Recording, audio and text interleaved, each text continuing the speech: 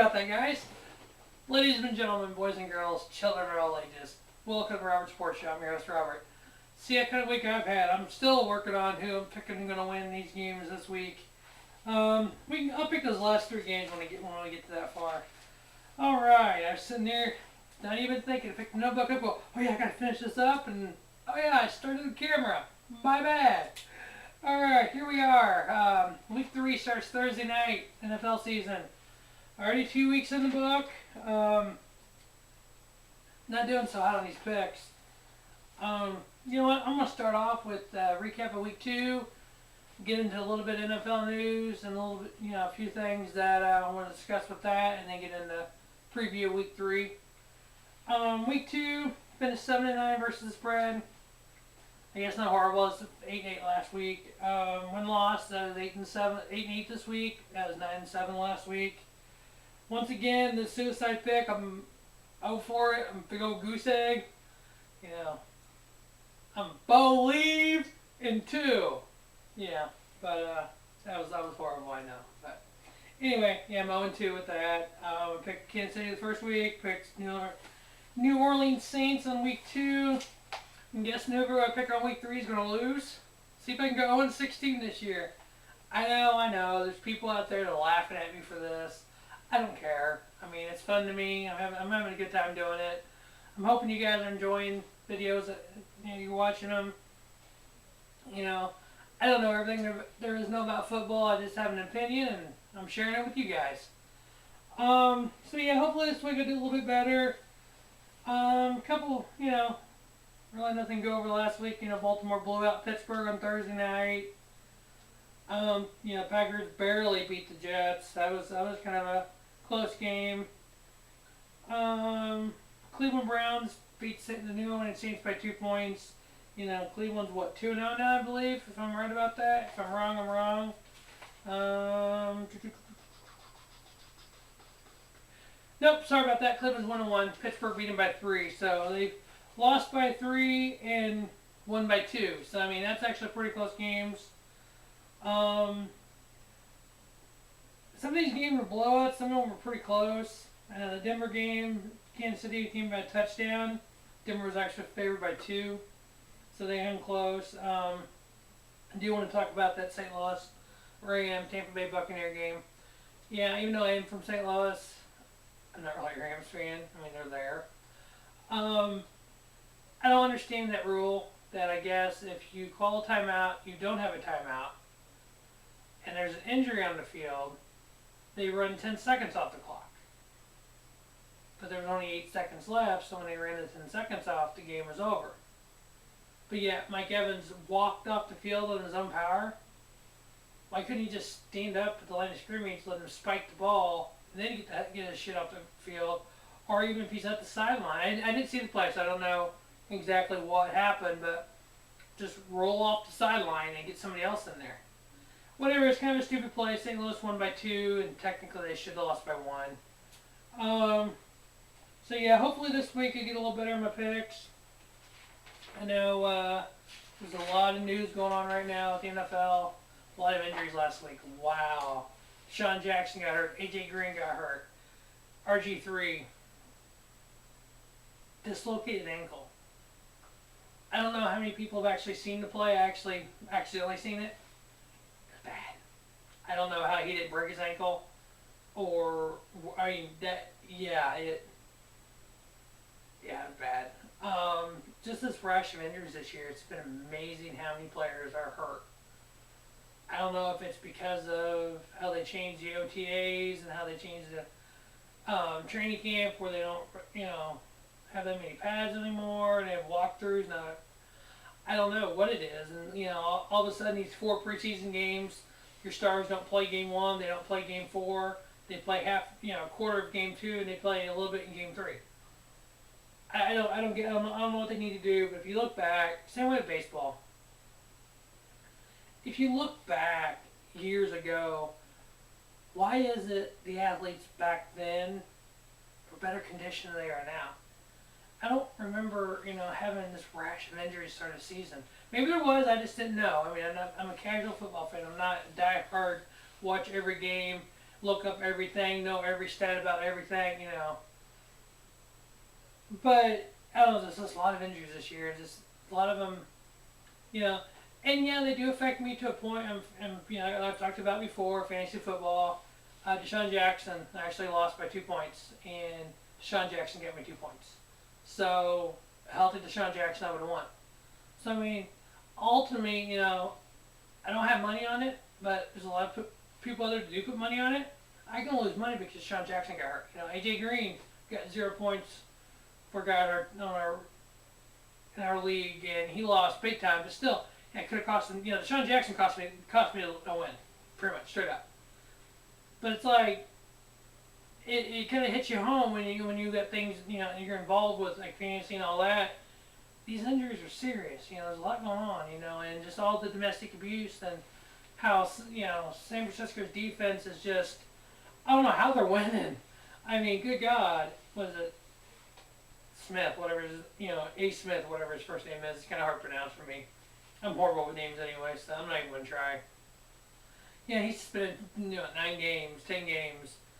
McDowell, whatever his name is. You know, these guys get suspended for domestic abuse. Ray McDonald and Chris Cook. I mean, come on, guys. You know, Adrian Peterson, Ray Rice. The list goes on and on. I think anytime, I've said this before, if a guy hits a woman, they're douchebags. Plain and simple. Adrian Peterson, you hit your child with a switch, fuck you. That's all I gotta say to you. You are worse than scum. You know, Ray Rice hitting a woman is a douchebag. You're just worse than scum. I mean, hitting a child. What does a child do? I mean, come on. Seriously? A child. You fucking child. And you're this big macho football player. How many children that age looked up to you? How many of them kids in schools, you know, school age 5 to 20 or 30 look up to you? How many of those little kids wore AP jerseys? How many of them want to be a fucking running back like you? I hope they take them fucking jerseys and burn them, because you're a fucking douche. Hit a kid with a fucking switch. I'm glad somebody hotlined you. I'm glad you got in trouble for that. I hope you never play another down in the NFL again. I mean, I went off on Ray Rice last week. This week I'm going off on Adrian Peterson. What the hell happens next week? I mean, every video it seems like you get these douchebags out there beating women, you know, hitting kids. I mean, come on. Where does it end? I have no idea. Today at work, I got thinking about this. What can the NFL do? What can sports do? Okay, the average Joe, myself, you guys out there watching, what happens if you get arrested for domestic abuse or child abuse? What happens? Pretty sure you're gonna get fired from your job. I've been a manager before. I've had employees get arrested before. They didn't have a job. That's life. Here's what you do. Playing football is a privilege, not a right. The right, you know, you're innocent until proven guilty. That's a right that the United States Constitution has. It's not because you're a football player. It's because you're an American. There's people that went out there and died for this country so we could have the rights that we have. And that's one of the rights. You're innocent until proven guilty. But you know what? In sports, you shouldn't have to do that. If you get charged, I don't care what you do. I mean, this is going to be a little off the NFL topic, but Tony Stewart, for instance, big NASCAR fan. He, I guess, the whole incident with Kevin Moore Jr. And I guess the police decided to send it to the grand jury. It's the next step up in level.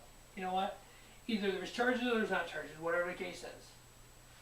In my book, if you get charged, if you're in the NFL, Major League Baseball, NHL, NASCAR, whatever it is, if you are charged with a crime, you should set out a quarter of your season. So NFL, you set out 4 games. So whatever quarter of the season is, you set out. So for hockey and NBA, that's what? 20 games roughly, give or take, a quarter of your season. You're charged. I don't care if you're not guilty, but if you're actually charged with a crime in the court of law, You get an automatic quarter year, 4-game suspension in NFL. Period. If you are found guilty, you get a year suspension. Boom. I don't care if it's domestic abuse, child abuse, drug usage, whatever it is. I don't care if you're charged with a felony, hit and run. I don't care if you rob a liquor store. If you're charged. I don't care if you steal a pack of gum from Quick Trip. I don't care. If you're charged with a crime, automatic 4-game suspension. You don't get paid during that 4-game suspension. You don't have these where, well, we just won't activate them this week. They're still getting paid. The fuck you talking about?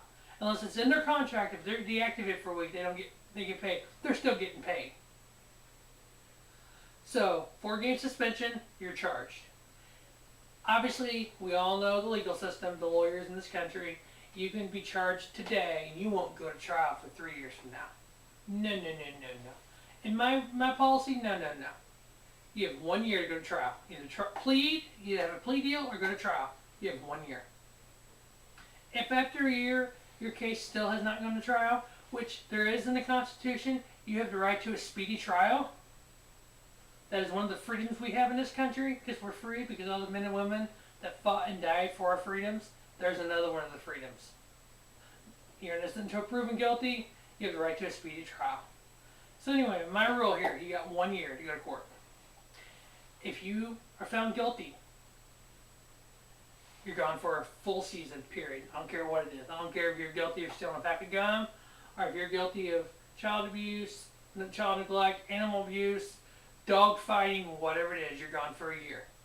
Beyond whatever sentence you get, So Michael Vick, he was in jail for 2 years, I believe, a year or two. So in my rule, obviously if you're in jail, you can't play football. So say you're in jail for a year. You have an additional year suspension beyond that. So your career basically will be over, because the average NFL career is 3 years. If you, Roger Goodell, if you want to end all this shenanigans, all this crap, here's what you do. You're charged with a crime, 4-game suspension. You have 1 year to go to trial. If you're found guilty or you plead guilty, you're gone for a year. Beyond whatever sentence you get in the court of law. If you're found not guilty, you're welcome back in the league. Go ahead, you come back and play. Yes, you served a 4-game suspension initially because you were charged. That's all that's for. While you're suspended, obviously you don't get paid. That money needs donated to a charity. Not of your choice, not of the owner's choice, of the NFL's choice. What the NFL should do is have a list of maybe 20 charities, 30 charities, whatever it is. Say somebody loses $10 million. That $10 million is divided equally among those charities. Because guess what? You suspend a player without pay, the owner keeps the money. These $1 million fucking owners who think they're above the law, Jim Irsay, you're not. You're as bad as these players are. You got owners. The owner suspended for 6 games, really? So he can't sit in his luxury box in the stadium and watch the game. So he sits in his $1 million mansion and watches the game? Really? No, that's bullshit too. So, recap this rule. Charge, 4-game suspension. You found guilty, a year suspension beyond whatever the court of law gives you. Done. I don't care what it is. If for some crazy reason you get charged a second time with something, you're gone for a year. If you're charged the second time, you're gone for a year. If you're convicted of a second one, you're gone for life. You're done. Period. Out. Gone. Never come back. There's enough people out there, that college and high school, that want to play pro ball, that you clean your act up, it's going to clean them up too. Steroid era in football is still there. The steroid era in baseball, it's still there. People are still doing former insanity drugs. I guarantee it. This is how you clean this shit up. Period. You don't tell Josh Gordon, okay, we're suspending you for a year for marijuana use or marijuana use, but yeah, we're gonna lower it to 10 games because it is legal in 2 states. No. Places have drug testing. You fail a drug test, you're fired. Why can't the NFL do that? You guys are making an example of Ray Rice. You suspended him twice for the same crime. Okay. Off my little soapbox, done my little rant. You know, whew, getting fired up over this one. Obviously we're in a little different studio today, so my wife's actually into watching TV, so that's why I'm not screaming and cussing. So otherwise it'd be a little louder, a little more foul language. Okay. Now that the rant's out of the way, we recapped last week. We talked about all these douchebag NFL guys. Okay, on to week 3. New week starts Thursday. Thursday night football. We have the Tampa Bay Buccaneers at the Atlanta Falcons. Atlanta's favored by 6.5. I don't know, that Tampa Bay team intrigues me a little bit. They played some close games this year. Last week they almost pulled out the win. I'm not completely prepared. I've looked back at week 1 to see what they did. Pardon me. Okay, they lost by 6 points versus Carolina at home. So I'm taking Atlanta to win the game. I think Tampa will cover those 6.5 points, so they're not going to lose by that. It's going to be closer than that. Game 2, we have San Diego Chargers at the Buffalo Bills. Bills are 1-1 this year. I like what's going on there in upstate New York. Like I said, Bills are favored by 2.5. I'm taking them to win by at least 3. But they're going to cover the 2.5. They're going to win by more than that. Cowboys at the Rams. Dallas is favored by 2. Tony Romo sucks. Oh my God! I thought the first game of the year, I thought the 49ers defense was banged up. Thought they were gonna, that Dallas Cowboys team is horrible. Romo, oh my God! How are you fans in Dallas not crying for Tim Tebow to come out of retirement? Just saying.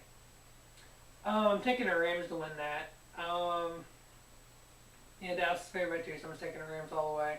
Washington at Philadelphia. Philadelphia's favored by 6.5. I know Philly's running that up-tempo offense, but I think eventually it's going to catch up with them. I think other teams are going to figure out how to beat it. Washington's playing pretty good ball right now. Kirk Cousins is quarterback. I know RG3's out. Deshaun Jackson's out, but Alfred Morris had a couple touchdowns last week, and Kirk Cousins is doing pretty good. So I'm actually taking an upset there. I'm taking Washington to go into Philadelphia and beat them. We have the Houston Texans at the New York Giants. New York Ball Giants. Houston is actually favored at 2.5. I'm actually taking them with that. I'm taking Houston to win that. The Giants aren't playing very well at all. I don't know what's going on with Eli Manning. So, I mean, he's not the 2-time Super Bowl winner he's been in the past. We have Minnesota Vikings at New Orleans Saints. New Orleans favored by 9.5. Vikings without Peterson. Matt Castle's not all that anymore. I'm thinking the Saints are going to cover that for sure and take that win. We have the Tennessee Titans at Cincinnati Bengals. The Bengals are favored by 7. Titans have looked alright this year. I think they're going to cover that 7. They're not going to lose by 7. They're not losing by a touchdown at Cincinnati. We have Baltimore Ravens at Cleveland Browns. Baltimore is favored by 2 points. You know what? Brian Hoyer, he's not winning the game, but he's not losing the game. He's not throwing interceptions. He's managing the game all right. I actually think Cleveland's going to win that. So it's going to be an upset there. Cleveland winning at home. We have Green Bay going into Detroit Lions. Detroit's favored by 2.5. Matthew Stafford's my fantasy football quarterback. I got to go with the Lions on that one all the way. Hoping for a big day for Stafford. Indianapolis Colts at Jacksonville Jaguars. Colts are favored by 7. Jaguars are not that good. So Colts are going to win that all the way. Andrew Luck. Oakland Raiders at New England at the Patriots. Patriots are favored by 14.5. Two touchdowns plus at home. You know what? I know the Raiders suck. Patriots going to win that game. They're in Boston. They're going to win that. They're at Gillette Stadium. There's no way they're losing. They're going to win it by 2 touchdowns. I think the Raiders will cover the points in that for me. 49ers at the Arizona Cardinals. It's a good NFC West matchup. 49ers are for real this year, I think. Colin Kaepernick, Vernon Davis, Anquan Bolden. that dual hitter running back they got, Gore and that other guy. I need to learn his name. Taking the 49ers. They're favored by 3. I'm taking them. Taking them all the way on that one. We had Denver Broncos versus Seattle Seahawks. Super Bowl rematch. Seattle's favorite at Seattle by 4.5. I get the whole 12th man thing in Seattle. I'm talking about Peyton Manning here. He's played in he's won a lot of hostile games in his career. How many times has he gone into New England and beat Brady? And I'm thinking Seattle will win at home, but Denver's covering the 4.5 points. It's not going to be more than a field goal. So, got Denver covering the points, Seattle winning. Kansas City at Miami. Miami's favored by 5. Haven't decided on that one yet. The last 3 here. Pittsburgh Steelers versus Carolina Panthers on Sunday night. Carolina's favored by 3.5. Cam Newton is playing pretty good ball right now. I'm actually going to I'll take the Panthers to cover that. They're going to win by at least a touchdown, 3.5. So, or at least by more than a field goal. So, Panthers all around that. Monday night game, we have the Chicago Bears going into New York Jets. Jets are favored by 2.5. Wow. You know what? What the hell? I'll go with the home team. I'll go with the Jets. Jets will cover that. They're going to win that one. They just got to win by a field goal, and I'm right. Chiefs at Miami. Miami by 5. I don't know what's going on with that Chiefs team. Preseason, there was talk of them going deep in the playoffs. Right now, I don't know. After that whitewashing by Tennessee week 1, and then I don't recall last week's score, but I'll look real quick. Lost by a touchdown at Denver.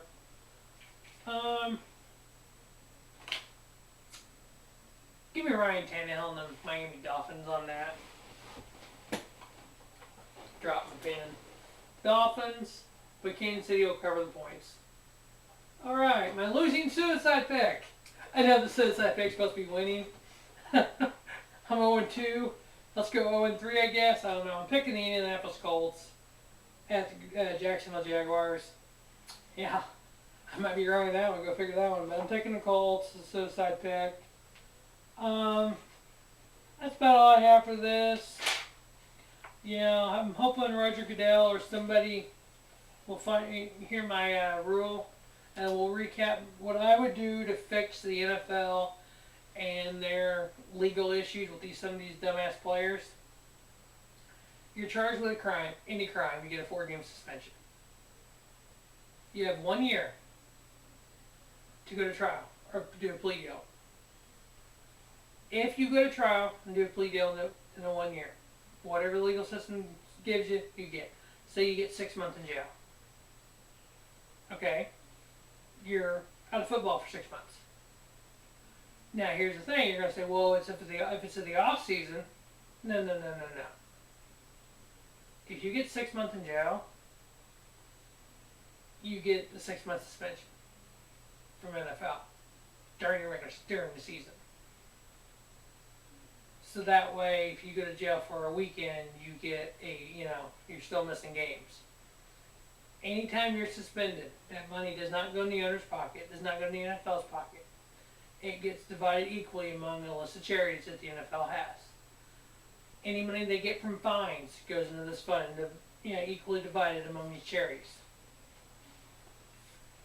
If after a year, once you go to trial and you're found not guilty, welcome back to the NFL.